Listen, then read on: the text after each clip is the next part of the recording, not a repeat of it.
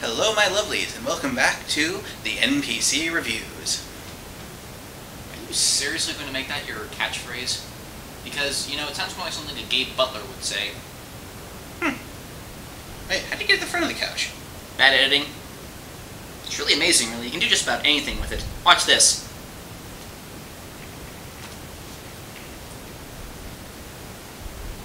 And back once more. Cortex Review. Today we'll be reviewing Big Eye Small Mouth, an anime role-playing game that allows you to play anything from school days to swords and sorcery to giant mecha. Yeah, everything from nice boat all the way to being congratulated by a penguin. Big Eye Small Mouth was written by Mark C. McKinnon and was published by the now defunct Guardians of Order in 1977. McKinnon wrote it out of a desire to play anime adventures, but not having any RPGs of the like on the market at the time. The first edition was a thin, simple book that was a hit with gamers, but there was clamor for more, specifically more options and more concrete rules.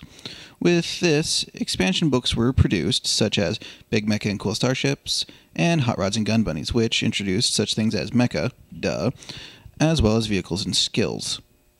Then, in 2000, the concrete rule desire and overall gamer demand resulted in the combining and distilling of the previous works, begetting Big Eye Small Mouth 2nd edition. With this change, books specifically pertaining to individual anime series were produced, each using the same system, but tailored to and containing information and fluff specific to that setting. You own the Sailor Moon role-playing game? Don't judge me.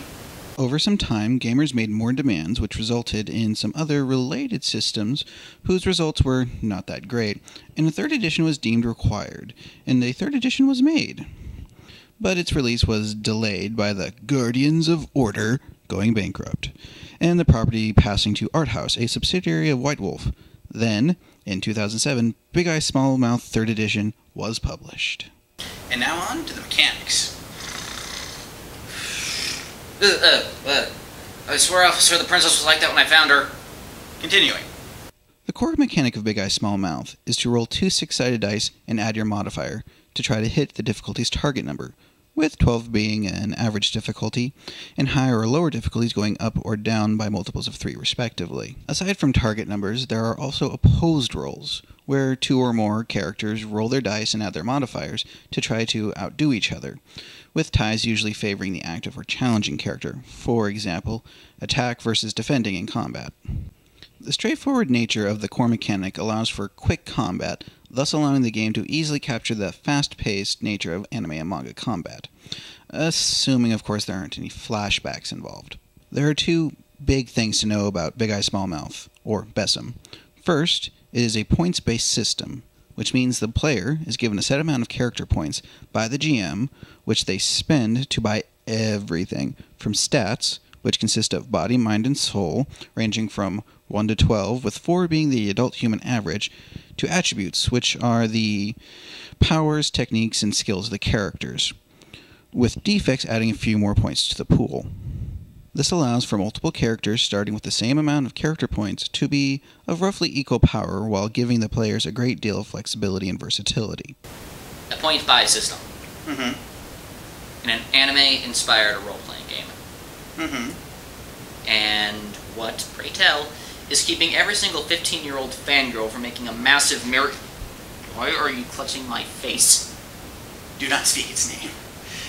That only invites it. Who the hell do you get to write this crap? I'm pretty sure the fact this happens to be on par with the 15-year-old fangirls. No. Although I do have them edit occasionally. That would actually explain the Cortex Review. Continuing. The second thing to know is that BESM is an effects-based system. That is to say that attributes focus on their effects rather than their cause. For example, take regeneration. The regeneration attribute can represent anything from a vampire's supernatural healing to an engineered life form's enhanced healing rate. Heck, it could even represent a robot's self-repair programs.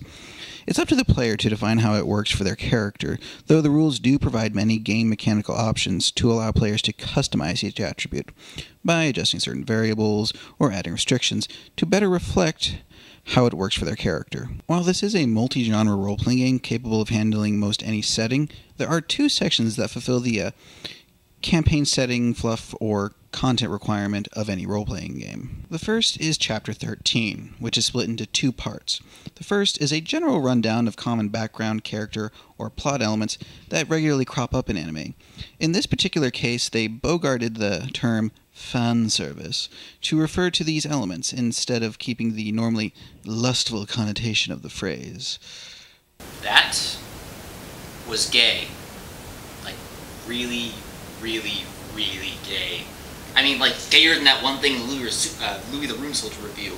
Gayer than that. And that was pretty gay. This is like a metric ton of gay. Okay. Let's move on. Anyway, some of this fan service they include are attack phrases, cute pets, giant piloted robots, late for school, naughty tentacles, the red shirts of most any invasion plot, the self-defense force, and more. The second part of Chapter 13 is useful for any anime set in modern Japan, near modern Japan times, or feature characters from modern Japan. That is, they give a general overview of the country itself, with a specific look at Tokyo City, and an even more specific look at the beating heart of Tokyo, Shinjuku. A lot of urban views of Tokyo, with its tall glittering buildings and sprawls of shops and railways, tend to be Shinjuku. Additionally, this section gives an overview of Japanese civil institutions, such as its governmental structure, police and sentencing, and even the Yakuza. After that, it gives cultural details such as food and religion. It really is a good resource for any game of any genre set in modern Japan, and it saves you a lot of time and effort on internet research for flavor and detail. Then, there's Chapter 15. There are a nearly infinite number of worlds existing within an ever-shifting sphere of reality. All one has to do is find them. So said the Weaver in the Cosmic Web's first days. The anime multiverse is a multi-dimensional, multi-genre setting, with the primary worlds representing the more popular anime genres. This setup provides a backdrop for the game's various examples throughout the book, and allows other genres and worlds to be fit into the core campaign setting without any issues, or allows the setting to be taken as a whole or in pieces without any trouble. The multiverse is a vast cosmic web of worlds and dimensions connected by a series of waylines, some worlds having more than others, and the more waylines a world has, the more important it is from an interdimensional perspective, with Earth, or its true name of Amphalos, being the center of the web because it has the most waylines. The Earth is the Earth of the early 21st century, modern day with a few variations, such as magic existing as well as psychics, and the Earth is a nexus for strange folk, such as sorcerers, mecha, beast folk, and the like, but for the most part the people of the world are not aware of anything, be it the people or the existence of the cosmic web as a whole. Out from Earth are the prime worlds. They, along with Earth, make up the bulk of the setting. The prime worlds are Aradia, a beautiful world called the Living Heaven, populated by angelic-looking people called the Azrai, along with a small population of talking animals, and is the new home of the fairies and other fae. It is also the world where the patrons of magical girls come from in this setting. Bazaroth, a hell inhabited by demons and fallen souls. Cathedral, a space opera setting focusing around a space pirate haven, around which odd hyperspatial plasma birds dwell. Anid, a post-apocalyptic world of heavy weather with two warring global superpowers with mecha and psychics. Icarus, a medieval swords and sorcery world ruled by sorcerer lords and warring warrior clans. And then there is Imago, or is it Imago? Let's just go with Imago. Imago, a high-tech reality punk world dominated by megacorporations where the inhabitants engage in high-tech sports, competitions, and virtual reality. This is also the world where the pet monster theme comes into play, in the form of neomorphs. each world connects to Earth and to 4 of the other 5 prime worlds, along with a couple of way lines leading to outer worlds. While each can be just a backdrop in a larger cosmic campaign, enough information is given that each world can be run on its own and be greatly enjoyable. Out from there are the inner worlds and outer worlds, and still further, the Beyonders. Inner worlds have a direct connection to a prime world, and outer worlds have a connection to an inner world. Inhabitants of said worlds often have to do a bit of world hopping to reach or get farther away from Earth. The Beyonders, on the other hand, have no way lines at all, and require unique items of power to reach. As for travel, each world has a series of gates that people can use to enter a way line and travel to the other world's corresponding gate. Also, most gates have a person who acts as a key, someone who has power over the gate, usually to open or close it, or when ritualistically killed while in contact with it to close it permanently. The multiverse setting is a good setting to help introduce new players to the game, and on its own is a genuinely interesting campaign setting with a lot of potential for great stories, or series if you will, in the hands of a skilled game master. Additionally, while this isn't so much a setting per se, it's more a matter of having the full list of anime options. That is, in the jamming section, they give you a section on shoujo, how to run it, how the character interactions work, and how their enemies work. Because you see, the game assumes a shonen default, so action, yada yada. In addition, at the end of it, they give you a comparison between shonen samurai and shoujo samurai.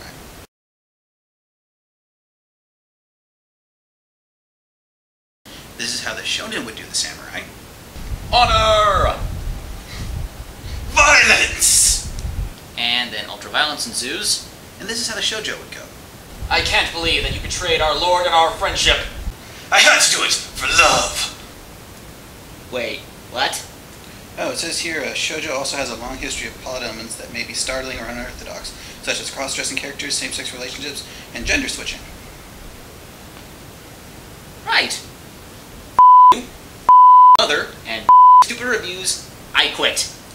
Later, folks. Oh.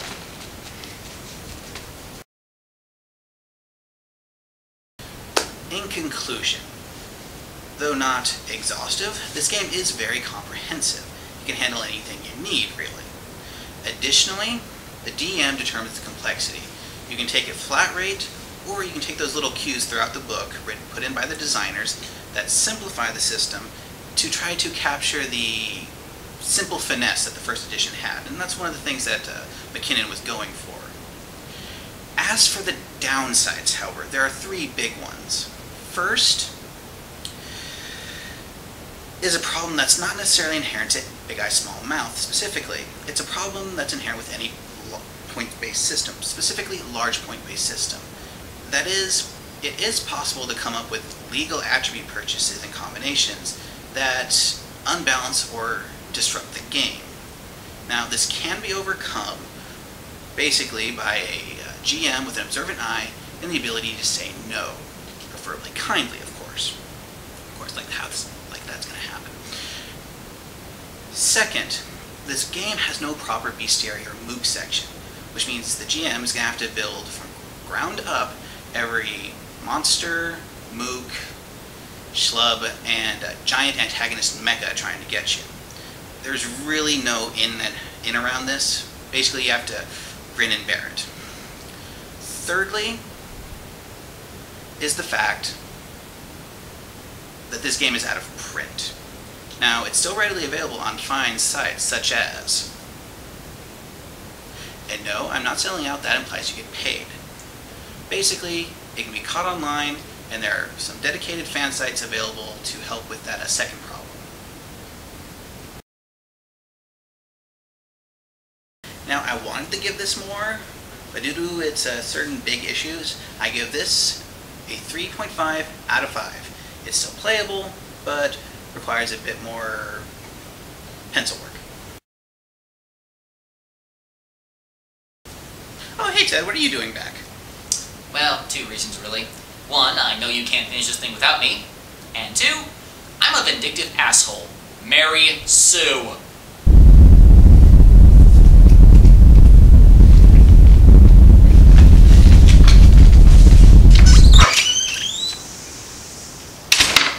Hey guys! Did somebody mention RPing? I have have the perfect character for you. Ow.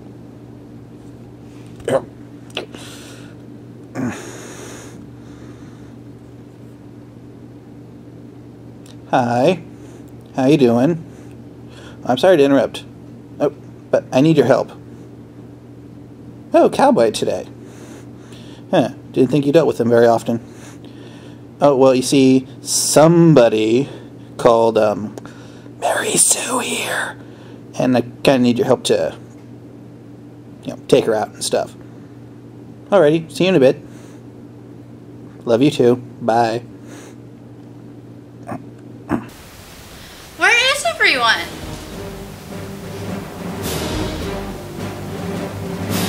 Oh, hi, DM!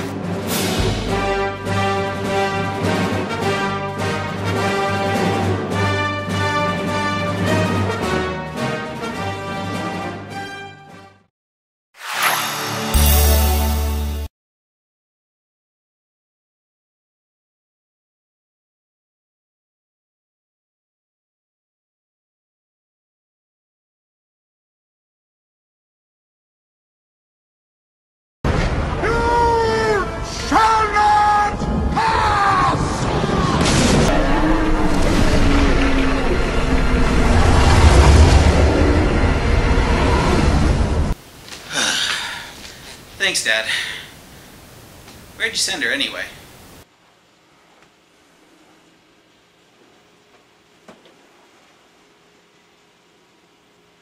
And where, pray tell, is that? Oh. Makes sense. Personally, I would have sent her to 4chan, but again, I'm a vindictive asshole. Anyway, see you next time, folks. Bye.